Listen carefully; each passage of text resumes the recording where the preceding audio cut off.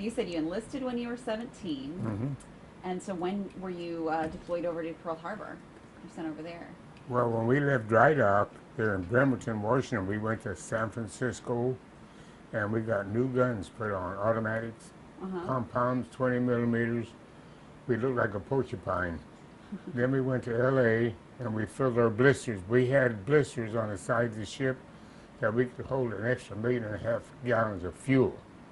So when we left, we had our own flotilla. We had a couple of heavy cruisers and light cruisers and about 15 destroyers with us.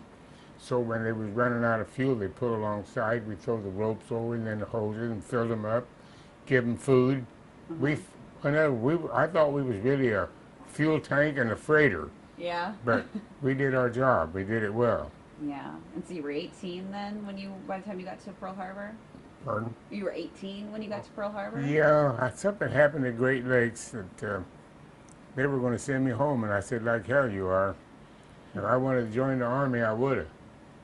And I asked this officer, what'd you have for breakfast this morning? He said, what's that got to do? What'd you have for breakfast this morning? And he said he had bacon and eggs and potatoes and biscuits and orange juice and all that. I said, well, we had on the shingles, and we have on toast, and we had horse for supper every day since I've been here. I said, my mother could take bones and make a perfect meal out of that. I was healthy when I came here, and you guys are killing me. I'm not going home. You know what the lieutenant said? What did he say? Transfer him to another company. He knew what I meant. Yeah. They were eating food and we were eating slop. And when you got aboard ship, you ate the same thing. Oh my It goodness. was a menu for the whole fleet, but you got used to it. So what you were in the Army then? No, no, I was in the In the Navy. Navy. Okay. All right. So what was your position? What was your job when you were in the Navy over Well, I was there? a machinist when I left. I took a test there at Great Lakes, and they asked me what I wanted to be when I get aboard ship. Well, I don't want to go up there and be a semaphore man, and I didn't want to be a radio man. I'm a tool maker, so that's what I want to do. So they put me down as special order machinist, and I was going to the Saratoga. And a guy in the Maryland got sick, the transfers. So I was the first on the Saratoga, and they transferred me to the Maryland. Before I ever got there, I had two friends on the Saratoga, the guy that recruited me and the kid I went to school with. Wow. Yep. What do you remember from that time or that day? But that day, well, first of all, I was down in the boiler room. We had when you pull into Pearl Harbor, you tie up at a moor. Hmm. There's no electricity there, so somebody's got to go down in the boiler room and run that boiler. There's three of us in every boiler room, and then we generate the steam that turns the turbines over to create electricity for the ship. Wow. Now, when you're at sea, you got all 8 boilers going Hmm. because you're pushing 33,000 tons. That's what I was doing from 4 in the morning to 8. At 7:45 that morning, my relief came down. He says, hey, Amato, I know you want to go to church, so why don't you go on and go to church? So I thanked him and I left. I go to my locker, get my soap and towel and thongs on my feet, went to the shower room, and my friend come in there. He said, come here, man, need some change. He wants to play poker or something. I said, didn't you wait till I get out of here? Come on, I need it. It ain't gonna hurt you. So I went to my locker, and just as I opened the door, I heard bombs dropping, guns going off. I said, what the heck are they doing on Sunday morning? You know, drilling? That's crazy. So he said he looked out the porthole, and he says, come over here. He looked out there. This ain't no drill. They're blowing the hell out of Fort Island. We're tied right up to it. So I looked out the porthole, and I see 2 airplanes coming off the side, coming in on the side of our ship.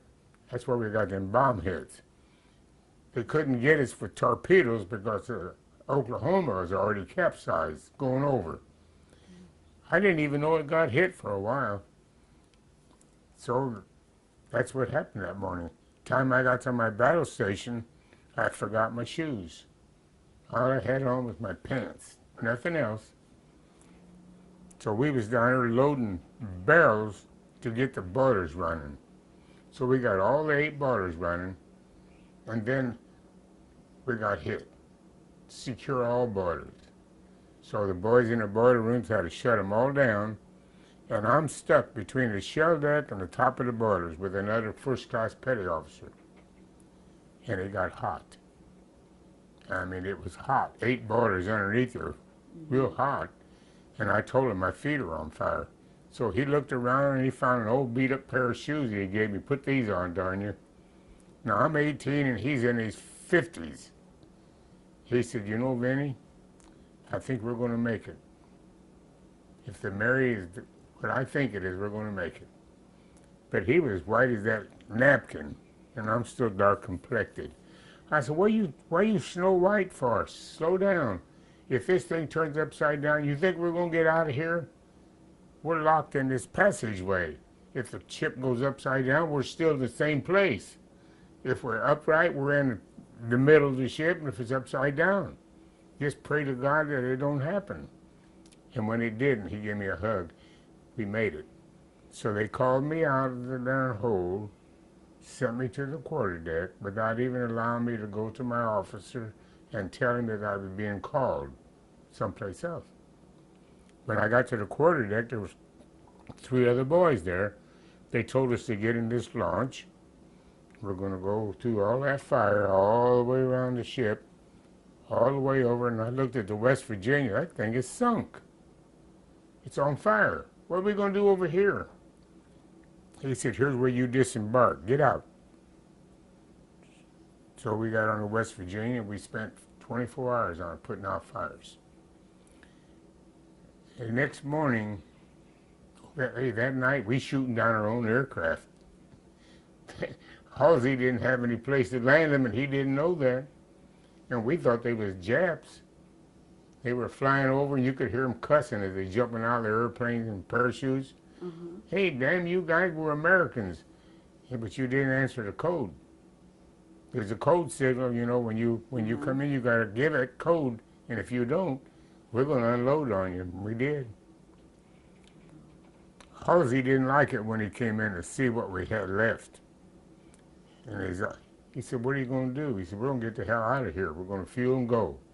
So that's what they did. They fueled and left. Meanwhile, we put the fires out. We asked the OD, can we go back to our ship? So they radioed. We went back to our own ship. And that was the day? That was that day. Wow.